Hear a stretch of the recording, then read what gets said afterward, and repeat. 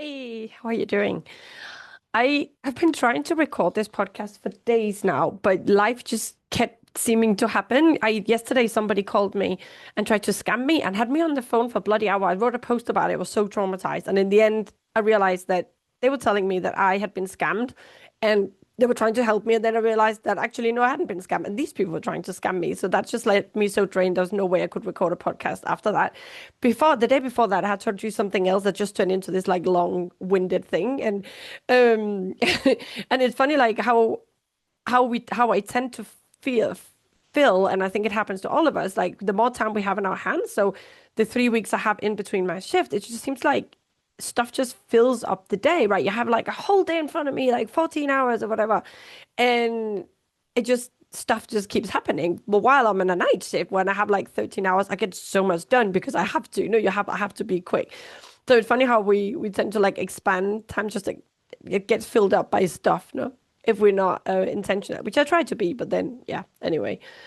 So I wanted to talk to you about living in the future today because it's something I see myself as something I tend to do. I am so goal oriented. I'm so, well, once I get this sorted, or once I earn this amount of money, or once I get this out of the way, then things will be better. And it's something I was really trapped in when I was working my way up to my burnout, the before and after coaching, the before, because I always thought, well, I can employ another person, then things will be better. Once we make this amount of money, I won't be so, busy at the end of months trying to scramble money together. So maybe we just need to do this. So if we raise the prices, then that will be better. Or if I just can do this, then I can finally feel calm. Once my girls are a bit bigger, then I don't have to take so much care of them, and then things will calm down a bit. Okay, so maybe in order to get things to work better, maybe we need another car. Maybe we need two cars so we can better like get organized. So it was just always this when when I get this done, then things will be much better. And also the whole, just the clinical aspect of it, you know, well, once we have X-rays fully functioning, once we have a blood machine, then the clinic will work much better. Then we can do things, and then the clinic will really take off and we'll make money. And for myself, my personal development, so once I take a course in, ultrasound and I get better at that, then I will feel much more confident. Oh no, I didn't. Okay. So once I go to a congress and I learn more about this and that, then I'll feel more confident. Okay. So once I do this a bit more, these surgeries a few more times, then I'll feel better. And then, but there's just always something else. There's always something else to make us feel safe, to make us feel secure, to make us feel confident, to make us feel successful, to make us feel whatever it is that we feel we lack. We are always gonna think that in the future, then things will be much better. And from the people I see, I coach like mainly the people I tend to coach are my age, and it's you can really see how we just tend to push this boulder in front of us. Like once I've pushed it this little bit further, then I'll be happy. Then it can get out of the way. But then there's something else. And if we are forever living in the future, thinking that I will be happy when, we are never going to get that. We're just never going to get there. And it has taken me a lot of work to be able to settle and live in the present. Like they say, stop and smell the roses. Like, what roses? I don't have time. I'm moving on to the next place. And one of the problems is that we are so action-based as vets. So we think that we need to take more action to feel better. We think we'll need to take more action, do more courses, do more work, have more in order to feel safe, to feel secure, to feel like now I'm no longer going to feel like an imposter once I have all these courses, all this stuff under my belt. And like I always say, like most of the vets I coach are better than me. They're more brilliant. They have done much more stuff, and they do not feel more confident than I do. So I want you to really think if you are in this trap of when I do this, then. Like any phrase that starts like with when and then a then in the middle is always future based. Like you're living in the future, you're never living in the present. And this is something that creeps in on us over time because when you were a kid and you were a teenager, before you got into vet school, we just tended to be much better living in the moment, right? We were not stressed out about what was going to happen next year, or maybe you were stressed about your grades, or maybe you were stressed about like where were you going to study in the end, but we just tended to live much more in the moment. So this is a learned behavior we have that we always like it's school and it's our parents and everybody around us are always like pointing this out to us. Well, if you study a lot today, then you'll be able to fulfill your dreams and work as a vet or do this or the other. So we are, this thing is like washed into our brains, right? Like when you study really well and you get into vet school, then you'll be happy, then you'll feel fulfilled, right? And then we in vet school and we're like, okay, so when I finish vet school and I finally get out and I don't have to study every night and I'm free, I'm an adult, I don't have to study. I laugh so much when my kids say this now because they are, one is in uni and one is a gap year. And the one in uni is like, oh, I just can't wait to finish, get out, and then I don't have to study anymore. And I'm like, no, hold your horses because now is when you actually have more time than ever. Because once you get out, life just grabs you and there's, stuff just happens all the time. Like suddenly you become a house owner and a car owner, and there's just so much to take care of, right?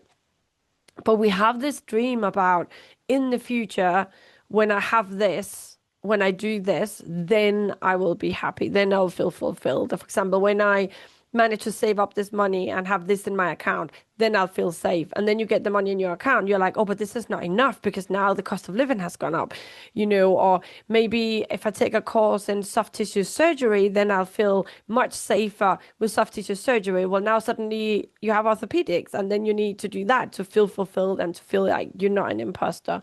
So when we're forever living in the future like that, and we're always goal oriented and we're future oriented, and we always are basing our happiness and our contentment and our success rating on the future, you're just never going to get there. You need to find it now.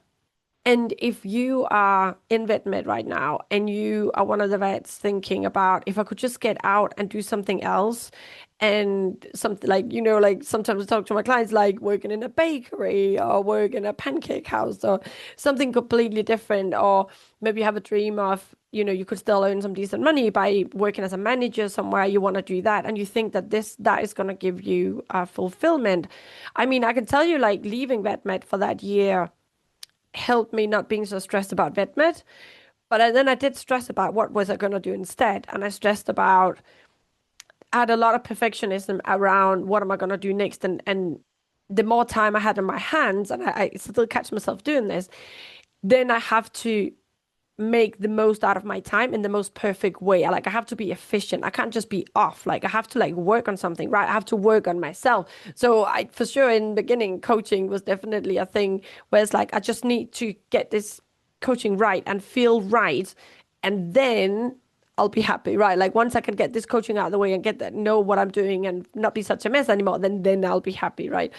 But it just doesn't happen because also when you work on yourself, then you discover there's more shit, that comes up. It's always going to be a work in progress. There's no way in hell you can ever do enough therapy or coaching to ever be like Buddha, because Buddha, that was only one of him, right? That's not, and that's not been another fully enlightened person since Buddha. And it just doesn't happen, right? Because humanness will always catch up with us. But because we have this perfectionist ideal of when all these little ducks are in a row, I'll be happy. We always pursue that, and you cannot really ever be happy like that. Another thing with that, we're living in the future as well, is that we are completely making our happiness, our inner fulfillment, our contentment, our safety, whatever we want to feel inside, we're making it very dependent on external factors. And this is something I still have to catch myself doing. No, I feel like, well, once I have this or once this happens, then I'll be happy. And if you listen to any of my podcasts, I teach that our thoughts create our feelings. So that means that you getting another degree or getting another job or whatever it is, like if anything makes you happy, it's because your thoughts change about your situation. Because your thoughts change about the situation. So now I think I'm in a good job. So let's say I'm now in a place that I consider it's a toxic workplace, or they don't pay me enough, or whatever it is my thoughts are around it. It may be fact or not, but what is important is my perspective on it. So if my perspective is I'm in a shit workplace and I don't like being here, I'm never going to be happy, right? So then when I change to a new workplace, it's very likely that my thoughts around it are going to change. And maybe the workplace is not even that different. This happens in relationships as well. So don't you see like people that get divorced and get married, get divorced and get married again? So like, oh, I have this amazing partner, they're just amazing. And then after a few years now, it's all shit. They don't do, that they have changed, they don't love me anymore. And we don't have the chemistry anymore. And then you go to a new relationship. And of course, when you go to the new one, then you're all like, woo, it's like, you're really happy and in love and everything is magic until then, because you carried the same problems with you. Now this relationship goes to, the dogs as well, and then you're out again. So with it can happen a bit the same with clinic, right? So when you think once I change to a new clinic, you get to the new clinic and you're like super happy because now your thoughts are this is an amazing place. They really support me and it's really nice and I'm getting paid good money for it. But if you haven't sorted your inner happiness out, it's going to catch up with you because now you're going to start seeing things you don't like because you're in that mindset, right? You have not reprogrammed your brain to see the positive things around you and to find the happiness inside yourself. You cannot, your inner happiness cannot depend on others accepting you and respecting you and appreciate you as you are. It helps, right? It helps having nice people around you. But if you have an inner dialogue that's saying I'm not enough and you don't really accept yourself, it doesn't matter what people tell you. When these days you feel shit and you just haven't washed your hair and you got a spot and you're just like meh, and you're not really dressed up or putting any makeup onto your hair or anything, and then your partner's like, oh, you look really nice, whatever, like they say something to you and you do not believe them. You do not believe them because your inner dialogue is like, I look terrible today and I feel terrible. So it doesn't really matter if other people seem to respect you and accept you and like you. If your inner dialogue is like, I'm being judged, they are not, they're not supporting me, if that's what you're seeing. So if you tend to have that inside of you, then when you go to the new place, then even if you become a key speaker and you have taken all these courses and you're brilliant, even when you have that, you're still gonna get like so nervous and beat yourself up so much every time you go to speak as a speaker because you still got that inner dialogue you haven't dealt with, no matter how much people tell you how brilliant you are. So you cannot let your happiness, your safety, your inner contentment, your success, feeling of success or whatever, let it be dependent neither on something outside of you, neither on something that's going to happen in the future because you're never going to reach it. You got to sort it out inside yourself. You got to learn within yourself to look for the stuff now that can make you feel safe. So say if you're worried about money, and you're like, oh, if I only had this money, only if I only had this money, then I'd feel much better if I had this money in my account. I have coach friends that have coaching people that they were not feeling safe unless they had like $100,000 on the account. They didn't want to spend anything unless they had that money, and they just didn't feel safe. And then, I've coached people that had like no money, and they felt safe because they didn't really care. They didn't really have an issue with it. So the safety you create for yourself, for example, money-wise, that comes around your thoughts around your money. So if you don't feel safe until you have like 2 houses in your name, once you have the 2 houses, then your brain is going to make up issues around what if a flood happens or what if like this burns down, I need a third house because you're depending on something external.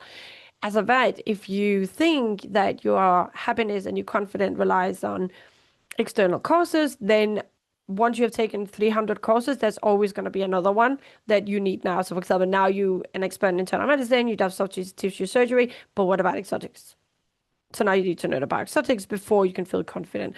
Can you see how this is a common theme? And it happens at all levels. It happens out of the clinic as well. So again, coming back to having the perfect marriage or the perfect partner, if you can't sort out your own patterns, the way you see things, how you feel about yourself in the relationship you're in now or when you're single, then you're not going to find the perfect relationship because you're never gonna, even if the perfect person comes in front of you, you're not gonna see him or her because your brain is just gonna be like still so preoccupied with everything, that inner dialogue you're having.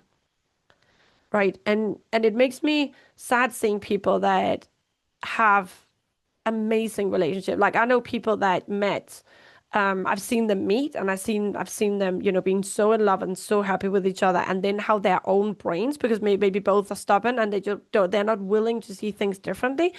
And then you just see their relationship just deteriorate in front of your eyes and the kids suffer, right?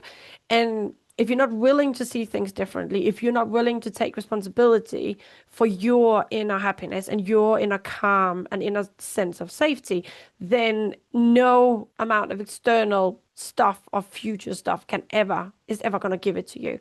And it's sad to see now, because I do speak to some people about, just like talking a bit about VetMate, and I like, well, but what about this? What about that? And they're like, no, because it's really tough right now, and this is just how it is. And they're not willing to see things differently. They're not willing to take responsibility for their own happiness.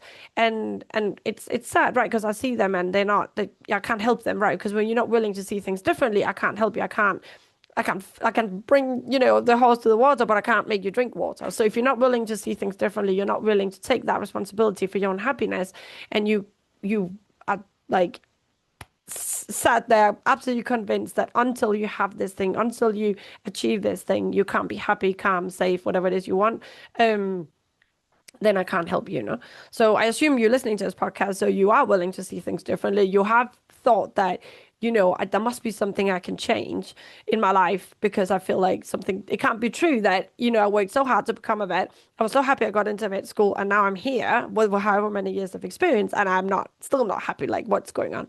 So that is my wish for you, to maybe stop a bit and smell the roses, but really feeling into, like, where is it that I'm letting my happiness, my safety, my calmness, whatever it is, depend on something in the future? And how can I achieve that now within our work, right? With journaling, with a gratitude exercise, maybe just starting some movement. If you feel like really stuck, like movement is great. I've got a lot of tools in the podcast or any other episodes. Have a look through and see what maybe stands out to you.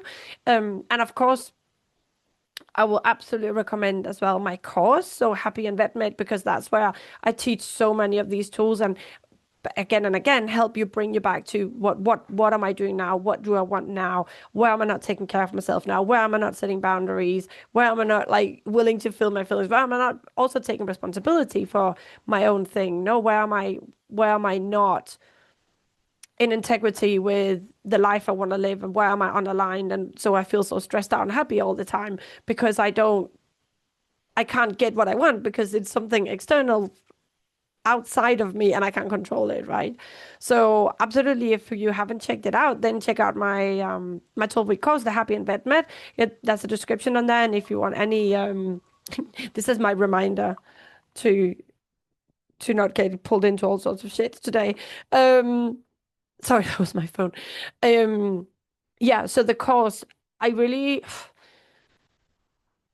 feel that the tools I put into this course are the base of everything, to be a happy vet. Because if you don't do this inner work, it doesn't matter where you land work-wise, you will just always carry the same patterns with you, and you would always be seeking something in the future. And this course will help you come back to the present, look at what you've got now, appreciate what you've got now, and learn to like take all your patterns and make them work for you instead of against you, right? Learn to work with your brain, with your nervous system, and not against it. So if you haven't checked it out already, then absolutely do. The link is in the show notes.